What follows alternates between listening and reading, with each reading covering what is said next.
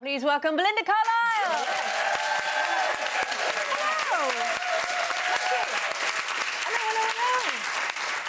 I can't believe that's been 30 years. Where's the time gone? It's just gone like that. I know, it's gone like that. Yeah, sometimes it feels like a long time ago, sometimes it doesn't.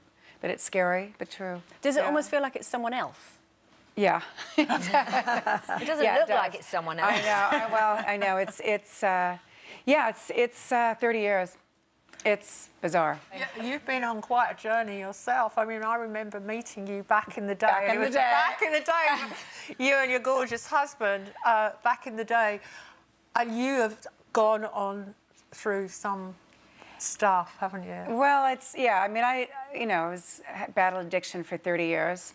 30? 30 years, yeah. Gosh, you know what? I've never done drugs in my life, but I have to say, when I hear of somebody who's been on drugs and booze for 30 years, you think, how can you end up looking like that? How can you have survived? Your body survived that? I should look like Phantom of the Opera is what I should look like. but I don't. No, but honestly, it's I'm lucky. And it's just by the grace of God, really. Yeah. What was the tipping point, though? What do you think happened to you that made you stick with it? Because you tried and failed so many times. Well, I think that you have to hit some sort of bottom. Yeah. And my bottom was a spiritual bottom. Because it was just secrets and lies all the time. And also, it was a choice between life and death at that time, because that was only 13 years ago, and I'm going to be 59 next week. So that was being in the mid-40s as a drug addict. It's not, it's not good. And is it true that you hid a lot of your addiction from your husband? Yeah, I did. Why was that? Because I was, it was too shameful to. I mean, he knew. Isn't it the thing about addiction that you've created this parallel world where you really think no one knows? Oh yeah, it's like it's a disease of perception as well. Yes. So you don't realize in that mode that the effect that you're having on everybody around you. Yeah, and your son, I had no idea. You took him with you to recovery, did you? Yeah, did you do it too? I thought that he should learn about it. Yeah, being a young boy. I think it's really helpful. My father was an alcoholic. He got sober when I was 21, so he was 17 years sober, and he did exactly the same as you're saying you did with your son, and it helped massively. It was somewhere where I could go to talk about his addiction, and I think that's and understand if my own. So yeah, I just felt it was good for him to understand the nature of the beast. Yeah, I think it's a great thing to do. And you talk about hitting rock bottom spiritually. What was it that sort of propelled you back up again? Was it a sort of spiritual awakening, would you say? Yeah, I mean, it was. I mean, I had, that's exactly what it was.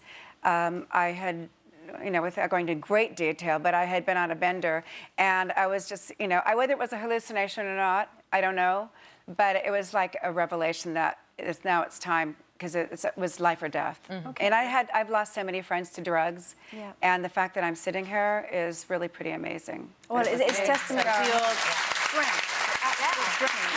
What I find fascinating about you is the fact that you're so open with your 30 years of addiction, etc., and yet when it came to your son and the fact that he was gay, that again you hid that from your husband for a while. So again, what is it about your system that says, well, I'll hide that for a while? Well, because I didn't want, well, first of all, I don't know if you have PFLAG here, which is an amazing organization that coaches kids to come out to their parents. So he knew that he was told you go to your mother first.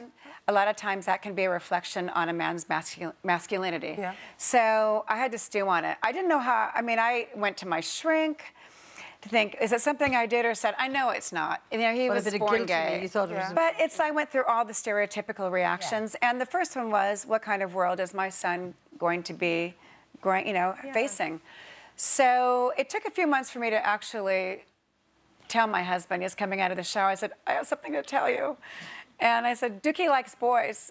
And he's like, really? It's just a phase, but it's been going on now for 10, 11 years. Hardly a phase. And you're going to be going on tour as well? Yeah, in October, I do the 30th anniversary of the Heaven on Earth album. Performing the whole album entirely, which I haven't done in 30 years. Wow. So it's going to be challenging for me too, and fun, because it's something different. Brilliant, brilliant. Thank you for coming on and sharing your stories with us today. It's a lovely Belinda Carlisle, everyone. Thank you so much.